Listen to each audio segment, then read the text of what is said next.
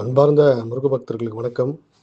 இந்த குரல் பதிவு கடந்த சில நாட்களாக முருக பக்தர்கள் என்னிடம் கேட்டிருந்த ஒரு சில கேள்விகளை தேர்வு செய்து அதுக்குண்டான பதிலையும், இந்த கேள்வி எல்லார் மனசுலயும் இருக்கும்.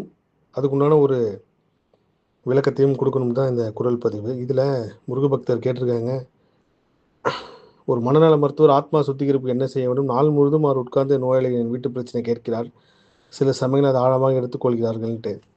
இதில எனக்கும் ஒரு பெரிய தொடர்பு இருக்கு. இந்த கேள்விக்கும், நான் சில விஷயங்கள் உணர்ந்ததுக்கும், நான் இதுவரைக்கும் சந்தித்த முருக பக்தர்கள், அவங்க சொன்ன பிரச்சனைகள், இது எல்லாமே வாழ்க்கையில இப்படிலாம் துன்பத்தில மக்கள் இருக்காங்க.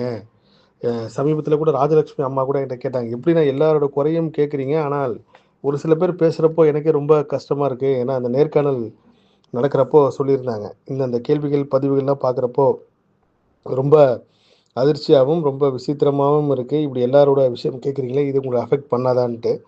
அந்த மாரி தான் இந்த முருக பக்தை கேட்ட கேள்விக்கும் தொடர்பு இருக்கு. நான் என்னோட தியானத்தில அது எல்லாத்தையுமே நான் மறந்து கடந்து போயிடுவேன். என்னைக்குமே பக்தர்கள் சொல்ற துன்பமான விஷயத்துல அவங்க கேட்குறப்பயே நான் சில விஷயங்கள் சொல்லுவேன். அம்மா உங்களுக்கு வந்த துன்பம், உங்களுக்கு இருக்கிற பிரச்சனை ஒரு பெரிய பிரச்சனையே கிடையாதுன்னு சொல்லுவேன். ஆனால் நிறைய பேருக்கு அது புரியாம இருந்திருக்கும். காரணம் என்னன்னா, நான் கேட்கின்ற துயரங்கள், துன்பங்கள் எல்லாமே மத்த முருக பக்தர்களுக்கு வந்திருந்தா கண்டிப்பா தாங்கிக்க முடியாது.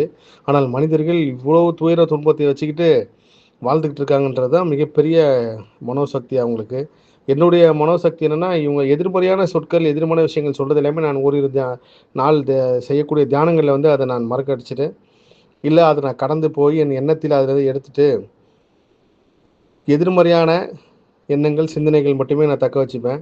அதனால தான் முருகர் சாட்சிகள் அதிகமா பதிவு பண்றதுக்கு காரணம் என்னன்னா, துன்பப்படுற முருக பக்தர்களுக்கு அது ஒரு பெரிய நம்பிக்கைய குடுக்கும்ன்ட்டு. ஸோ எனக்கு மட்டும் கிடையாது, எத்தனையோ இந்த மாரி குறைகள் கேட்கிறவங்க, இப்போ ஒரு மருத்துவரா இருக்கட்டும், எல்லாருக்குமே அதோட எதிர்வினை தாக்கம் பெருசா இருக்கும். எப்படி அதுலேருந்து ஒரு சில பேர் தப்பிக்கிறாங்க, எப்படி ஒரு சில பேர் அதிலேயே உழன்று போறாங்கன்றத பொறுத்து தான் இருக்கு. அதுவும் அவரவர் ஊழ்வினை கருமனைப்படி தான். ஸோ எனக்கு நான் சந்திக்கின்ற முருக பக்தர்கள் சொல்லக்கூடிய எல்லா விஷயங்களையும் கேட்டு, அவங்களுக்காக பிரார்த்தனை பண்ணி, அன்று இரவோ அல்லது அடுத்த நாள் தியானத்திலயோ அத நான் கடந்து வெளிய வந்துருவேன். ஏன்னா, நான் அவ்வளவு துன்பங்கள நான் கேட்டு ஸ்டோரேஜ் பண்ணி வச்சுக்கிட்டா, அது என்னையும் பாதிக்கும். எல்லாருக்கும் பிரார்த்தனை பண்ணிட்டு, அடுத்தடுத்த நாள்ல தியானத்தில கடந்து வெளிய வந்துருவேன். அதுதான் ஒரே தீர்வு. தியானம் இது ஒரு மிகப்பெரிய அளவுக்கு கை கொடுக்கும்.